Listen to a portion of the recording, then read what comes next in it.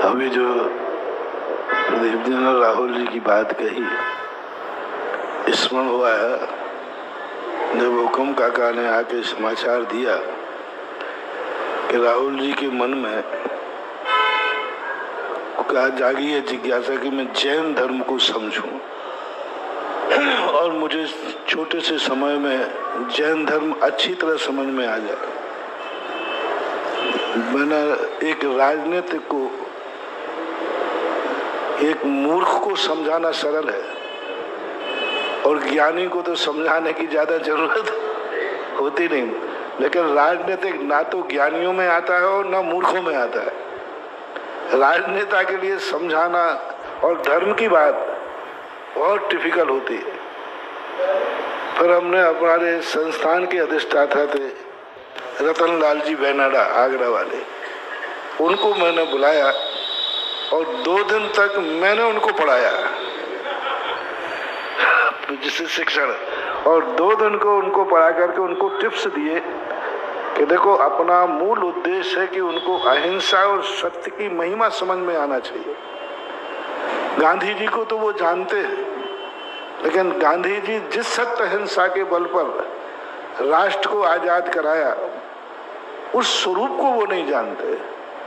सत्य और अहिंसा क्या चीज है, और ये सत्य अहिंसा का मूल सूत्र जैन दर्शन का है। ऐसे कुछ हमने 20-25 उनको टिप्स दिए थे बेनाडा जी को, और फिर उनको भेजा।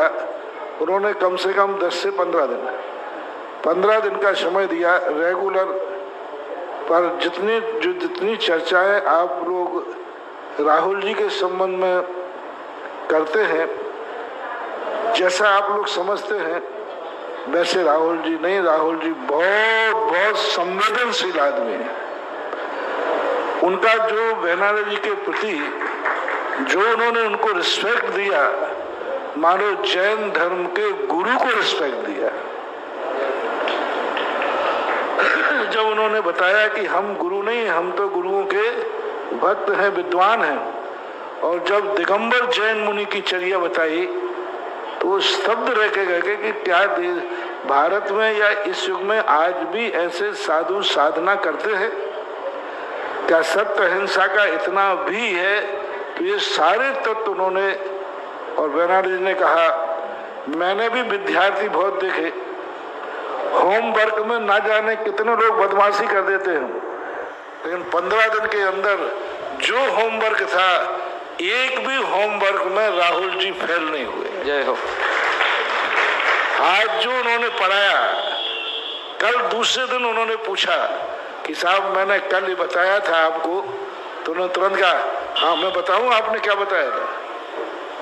ये रिपीट करना चाहते थे कि मैंने कल आपको ये बताया था, तो राहुल बोले नहीं आप मत बताओ, मैं बताऊंगा कि आपने क्या कहा था।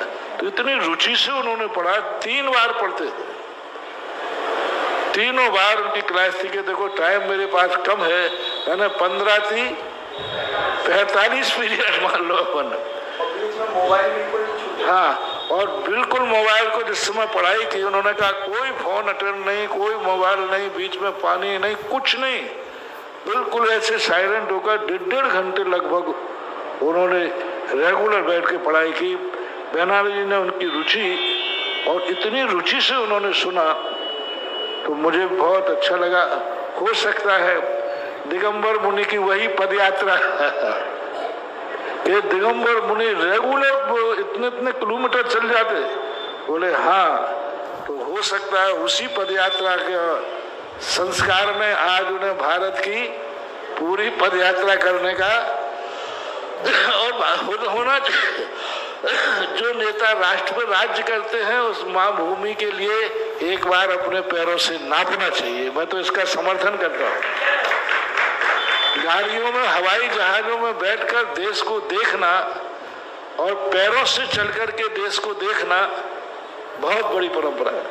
हमारे पहले राजा महाराजाओं की परंपरा है।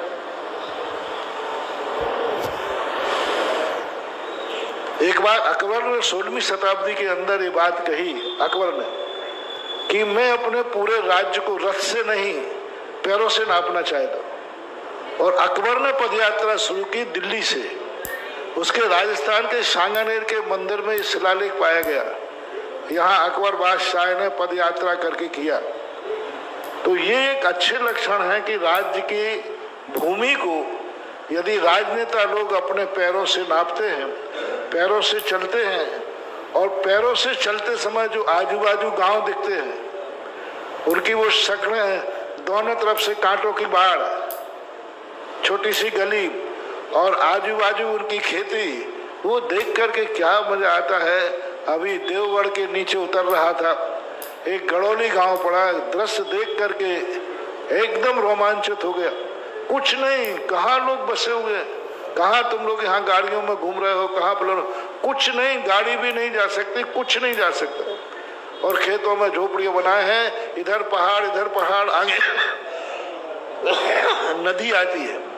अब उनकी जिंदगी तो ना तो प्लेन से पता चलेगी ना ट्रेन से पता चलेगी, वो तो पद यात्रा से ही पता चलेगी। तो ये बात हुई।